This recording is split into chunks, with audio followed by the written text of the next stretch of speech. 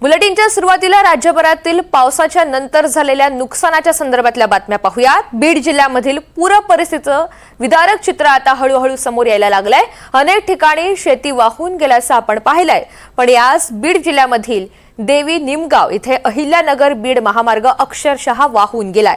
रस्त्यावर असलेले डांबर उखडून गेलेलं आहे, तसेच पुलावर लावण्यात आलेले लोखंडी पाईप हे सुद्धा पाण्यामध्ये वाहून गेले। तर बीड जिल्ह्यामधील पूर परिस्थितीचं विदारक चित्र हळूहळू समोर येतंय। अनेक ठिकाणी शेती वाहून गेलेलीच आहे, तर दुसरीकडे रस्त्यांचं सुद्धा मोठ्या प्रमाणात नुकसान झालेलं आहे। रस्ते उखडून गेलेले आहेत।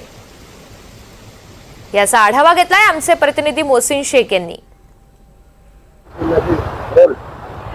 बीड जिल्ह्यात झालेल्या अतिवृष्टीमुळे अक्षरशः रस्ते वाहून गेले। आता जसं जसं पाणी ओसरतंय त्यानंतर या पूर परिस्थितीची दाहकता पाहायला मिळते। मी बीड जिल्ह्यातील आष्टी तालुक्यातील देवी निमगाव इथे उभा आहे आणि इथे अक्षरशः रस्ता वाहून गेलाय। जमिनी अनेक ठिकाणी वाहून गेल्याचं आपण पाहिलंय, मात्र इथं रस्ता हे माझ्या पायाखाली हे सगळं दृश्य तुम्हाला दाखवतोय। हा रस्ता किमान 200 फूट लांबपर्यंत रस्ता हा नदीत वाहून गेला आहे। रस्ता वाहून गेला नाही फक्त, तर या रस्त्यावर टाकलेलं डांबरचं पूर्ण थर हा जो आहे तर उखडून अक्षरशः नदी पात्रात गेलाय। हे बघा, मी तुम्हाला थोडंसं दाखवण्याचा प्रयत्न करतो।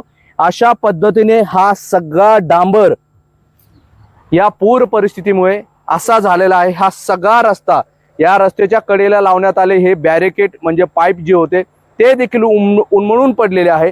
भयंकर ही सगळी परिस्थिती बीड जिल्ह्यात पाहायला मिळते।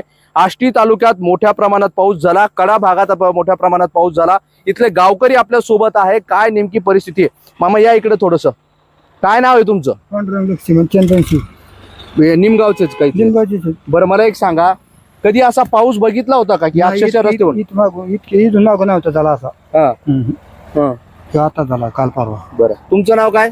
बबन जालिंदर गिरी साहेब, मला सांगा की ह्या असा पाऊस कधी बघितला हो का? कधीच नाही पाहिला हो। भरपूर पाऊस झाला का गावात बी पाणी आलं होतं तिकडे बघा। भरपूर पाऊस झालेला आहे, नुकसान बी झालेलं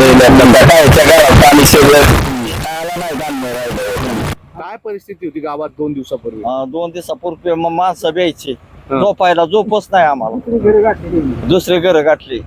आता काय करावं, पावसाच्या मोर काय करता येत नाही ना। बरं, आता अधिकारी येत आहेत का? पंचनामे होत आहेत का काही? नाही होतेत ना। माग आपले तहसीलदार आले होते, त्यांनी पंचनामा खाली करून गेलेले होते। बरं, काय काय काय मळ्यानी पाणी शिरलं इथून, झाड उठून गेले, मोठे मोठे चिंचाचे झाड, बंधारे बांधलेले ते तुटले, नदीला बंधारे बांधलेले। बापरे, एवढं भयंकर होतं? एवढं भयंकर आहे। लोक कसे रात्र कशी काढली? कशी काय, आता भित्री मोठी वाईट आहे पाण्याची, जागेच लोक आमच्या इथून गेलं असं पाणी। हे एकदा पुन्हा थोडस चित्र दाखवतं। हे भयंकर मोठी मोठी झाडं उन्मळून पडलेली आहे, डांबर रस्त्याचा अक्षरशः वाहून गेलेला आहे। अशी सगळी भयंकर परिस्थिती आहे। यापुढे आणखी यापेक्षा विदारक चित्र असल्याचं मला गावकरी सांगतायत, मात्र हे भयंकर वास्तव आहे बीड जिल्ह्यातील पूर परिस्थितीचं। मोहसिन शेख, NDTV, बीड।